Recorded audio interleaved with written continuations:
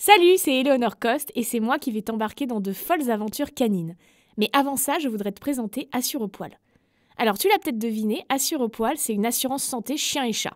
Son but, c'est rembourser ta facture chez le veto en cas de maladie ou d'accident de ton petit compagnon, mais aussi en cas de perte et de pépins divers et variés. Parce que quand ce genre de truc arrive, faut rapidement payer une blinde. Un jour, par exemple, mon chien a avalé toute ma boîte de somnifères et j'ai dû appeler un vétérinaire en pleine nuit, qui lui a fait 10 piqûres pour qu'il vomisse. Résultat, comme j'étais pas assurée, ça m'a coûté 500 balles. J'étais ravie. Bref, tu l'auras compris, Assurepoil, c'est comme notre mutuelle d'humains, mais pour les animaux.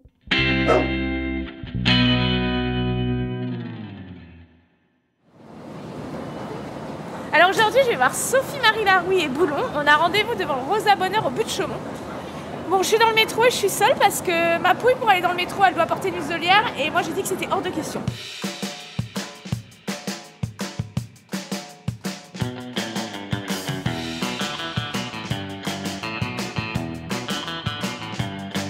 Je suis Éléonore Coste, bienvenue dans Chien Chien, le podcast qui parle de vous et de vos chiens. Coucou. Bonjour SML. Ça va? Comment ça va? Oui, ça va. Merci beaucoup de nous donner rendez-vous ici. Avec plaisir. Est-ce que tu peux te présenter en quelques mots pour les auditrices, auditeurs qui ne te connaîtraient pas? Ah oui, alors salut tout le monde, je m'appelle Sophie-Marie Larouille. Je suis dans l'audiovisuel. Ouais. Je fais l'actrice, je suis scénariste et je fais des podcasts par-ci par-là. Voilà, et là je suis en pige avec un slip trop petit et je promène mon chien comme tous les matins au but de Chaumont. Mon chien qui s'appelle Boulon. Alors Boulon, tu peux nous le présenter aussi? À quoi il ressemble Boulon? Alors Boulon, c'est un petit chien qui m'arrive aux genoux en sachant que je fais 1m60 et que j'ai des jambes courtes. Il est au burn comme Natacha Saint-Pierre en ce moment. Il a les yeux bleus et il a des taches de rousseur. En gros, je crois qu'on reprend quand même des chiens qui nous ressemblent. Ah, c'est complètement. Voilà, je crois. Alors donc tu penses que c'est nous qui allons vers des chiens qui nous ressemblent ou c'est les chiens qui nous ressemblent à force d'être en contact avec nous? Je pense que c'est nous qui prenons des chiens qui nous... Je sais pas en fait. Parce que toi, justement... Je voulais faire une réponse. Je regardais à droite et à gauche, un micro-trottoir. Non, j'en sais rien. Mais parce que toi, par exemple, pourquoi tu as choisi Boulon? Comment vous vous êtes rencontrés? Ça a été très vite. Ah ouais? Oui, j'étais dans le train, je rentrais d'un festival de podcast à Brest et dans le train de retour, je me disais, je notifiais tous les chiens. Tu sais, comme quand tu veux un bébé et que tu vois toutes les gonzesses qui sont enceintes. Ah ouais. Donc vraiment, c'est d'un coup dans ce train, c'était en janvier. Et mi-février, je m'étais abonnée à plein de comptes de Pomskin, machin, parce que je voyais que c'était quand même une race qui était très mignonne. Qui t'attirait, ouais. Et je vois ce petit machin là, qui faisait la taille d'une chaussure. Qui était minuscule. Non, mais c'était carrément... Il avait quoi, 2 mois quand tu l'as eu? Il avait 2 mois pile quand je suis allée le chercher. Il faisait des bulles de peur dans la voiture, tellement elle était flippée. Et puis voilà comment ça a commencé. Mais alors c'est trop chelou parce qu'au début, pour moi c'était... c'est pas que je l'aimais pas. Je voyais que les gens l'aimaient parce que les gens hurlaient dans la rue quand ils le voyaient. La folie. Ils hurlaient. Ouais, ça, genre, ah, trop mignon. Pour de vrai. Mais moi j'avoue que j'avais du mal même à lui faire des câlins. Mais tu sais comme une... Ah, c'était pas inné, c'est drôle. C'est un peu comme quand t'as un enfant et c'est pas forcément inné que tu l'aimes. C'était vraiment pas inné. Et comment tu l'as aimé alors? Comment c'est né cet amour? Franchement, ça a bien mis 6 mois. Ah bon? Ouais. Ah, c'est hyper intéressant. Parce que quand il était tout bébé, donc à 2 mois, t'imagines, moi je fermais la porte de ma chambre en disant le soir, c'est fini. Il dormait pas avec toi? Non, jamais. Ah, bravo. Et là, il dort pas avec moi. Bravo. Ça, c'est bien. Ouais, mais tu vois, je me dis... C'est bien. Parce la première fois qu'il m'a fait un câlin, là il a 1 an et 1 mois, c'était il y a genre 3 semaines. Ah ouais? Ah oui. Bon après, c'est ma faute un peu parce que je lui ai pas appris à faire ça. T'étais pas en transe devant lui à le prendre à faire « T'es mignon, j'en peux plus !» Non. Ah, c'est vrai? Je me disais juste, mon objectif... Je pensais que t'en étais dingue. Non, pas du tout. Je me disais, il faut pas que tu meurs, c'est tout ce qui importe. Ah ouais. Mais quand même très attachée à lui dès le départ parce que... Oui, mais parce que franchement, c'était plus un service qu'il me rendait en rentrant dans ma vie. Parce que ça m'a vraiment, je te dis, forcée à être en conscience de la responsabilité d'un être vivant. Et surtout, il m'a structuré sur ma journée, tu vois. Oui. Et maintenant, ça t'amuse de le voir s'amuser? Ouais, ça te plaît? Ouais. C'est agréable, non? Bah, je fais ma vie en fonction de ça un peu, quoi. Ouais. Tu vois, quand je vais en week-end, c'est pour pouvoir emmener Boubou à la plage. Quand je vais... Ah, c'est fou, ça, c'est totalement inversé. On est passé d'un truc méga pratique à un truc où tu le fais presque pour lui, plus que pour toi, en fait. C'est assez ouf. Vraiment, je fais un peu tout en fonction de ça. Enfin, pour qu'il soit bien, quoi, tu vois. Après, c'est aussi un boulet, hein. Des fois, ça me saoule, tu vois. Attends, je vais le rappeler. Ouais, vas-y. Pardon, je vais faire du bruit. Boubou!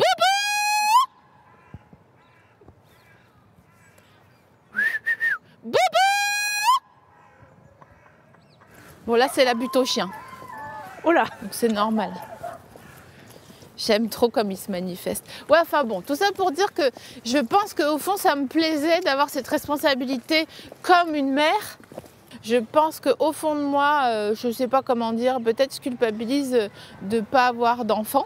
Et là, je vois que je suis tout à fait capable de le faire, quoi. Donc ça me rassure et je me dis, bon bah oui, c'est chiant. Et c'est marrant que tu parles de culpabilité.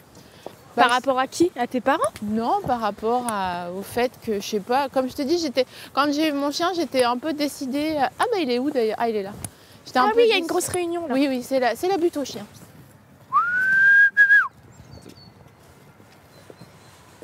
La culpabilité, elle est qu'on nous dit qu'il faut faire des gosses. Enfin, tu vois, oui, j'ai beau être dans des milieux un peu militants, déconstruits et tout, au fond de moi, il y a quand même ce truc où je me dis, bah, je ne sais pas si c'est pas un choix de ne pas faire d'enfant jusqu'ici, mais je sais pas, je me disais, j'ai un peu paniqué d'être seule. Oui, ouais. Tu vois.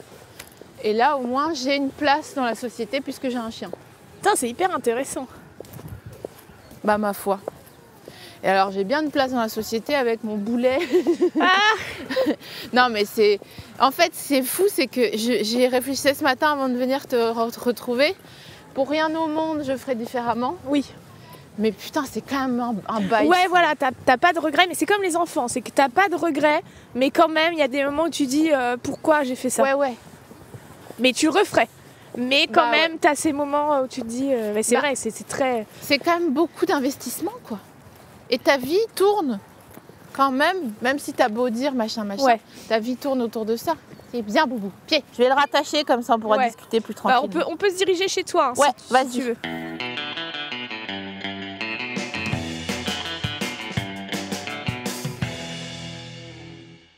Alors, SML, on est chez toi, là? Donc, tu vis ici avec Boulon. Ouais. Alors, pourquoi tu l'as appelé Boulon?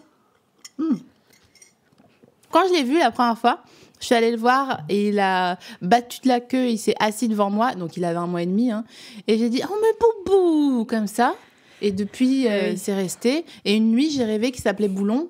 Donc, j'ai appelé Boulon. Il s'appelle Boulon à cause d'un rêve. Oui, voilà. Mais ça lui va très bien. Oui. Boulon, c'est très mignon, quoi. Oui, et c'est assez inédit comme nom de chien. Oui, c'est vrai.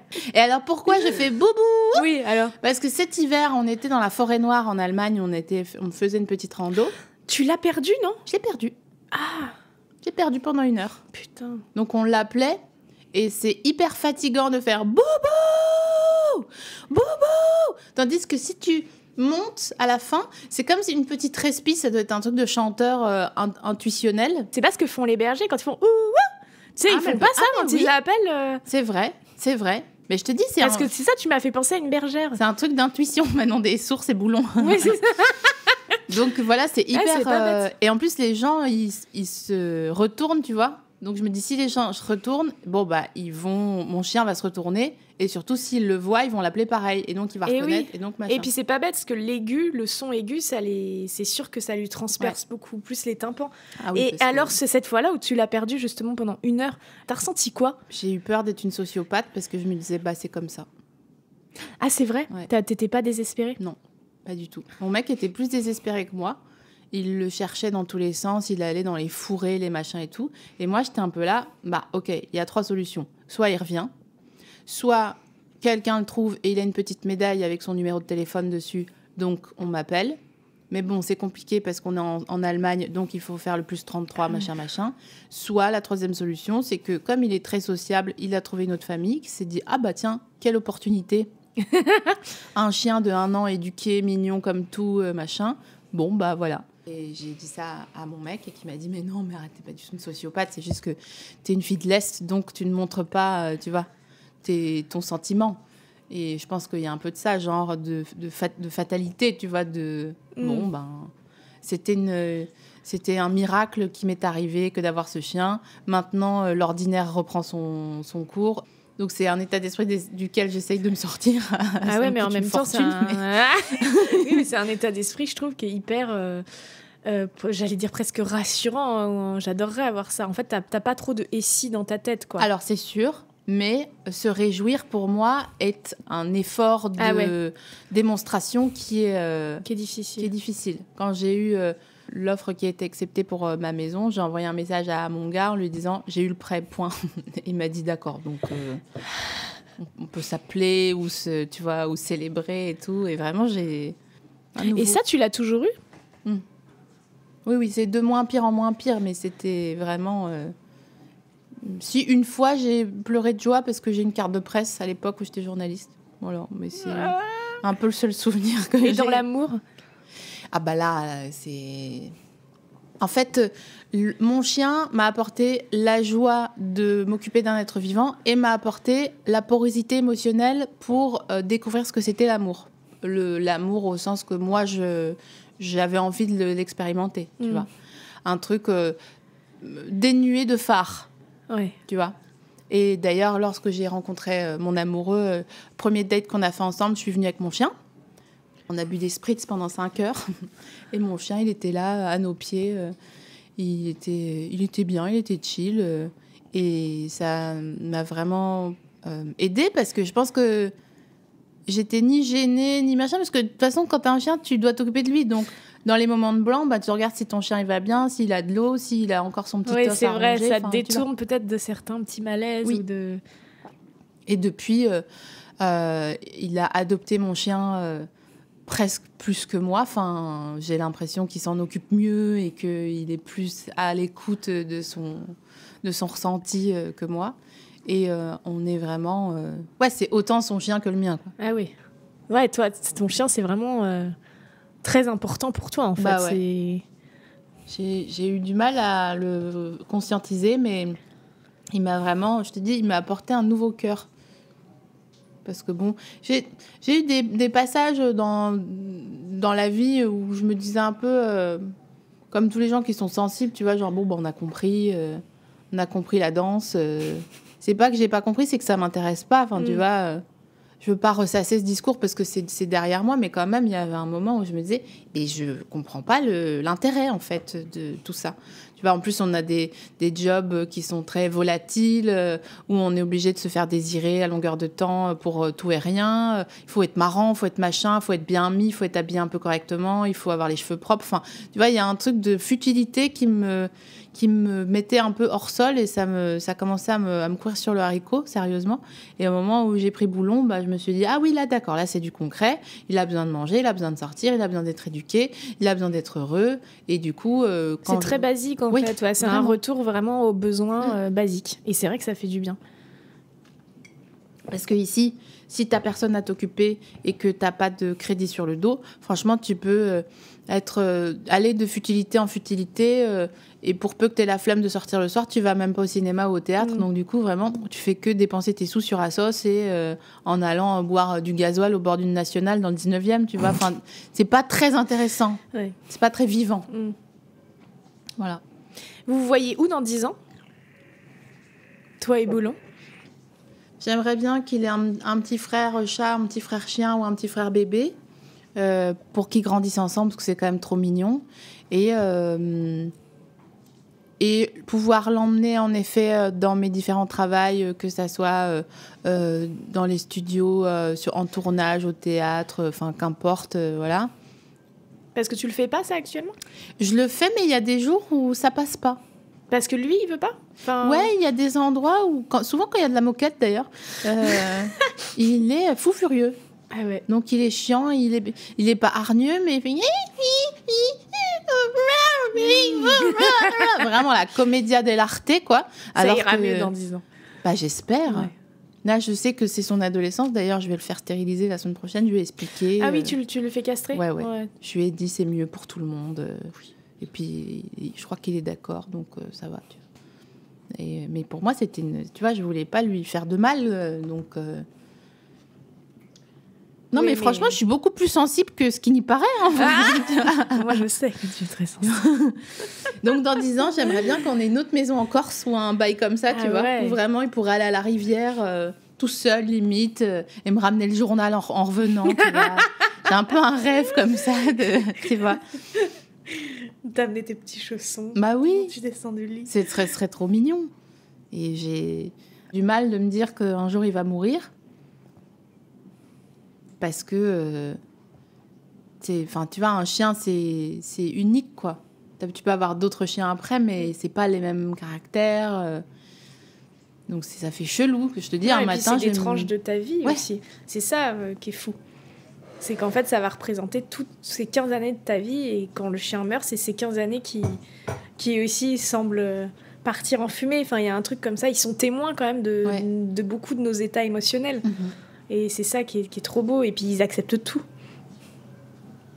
C'est vrai. Et franchement, je lui dois beaucoup de choses à mon chien parce que depuis que je l'ai, donc depuis le 25 février 2022, franchement, j'ai jamais été aussi heureuse de manière constante.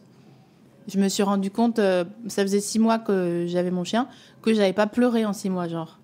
Ouais, c'est fou. Tu vois ? Alors que vraiment, avant, je trouvais toujours une bonne raison pour pleurer un petit peu par jour, tu vois.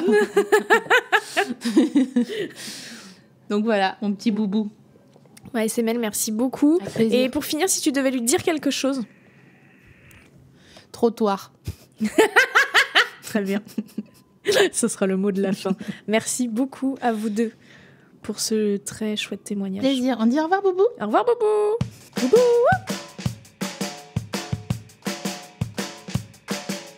Et ben voilà, nous quittons Boulon et SML. C'était encore un portrait très différent de tout ce qu'on avait pu voir jusqu'ici. Là, c'est marrant parce qu'elle a des difficultés à ressentir la joie et en fait, elle communique complètement la joie autour d'elle. C'est le sentiment qui persiste quand on la quitte, je trouve. Je suis requinquée.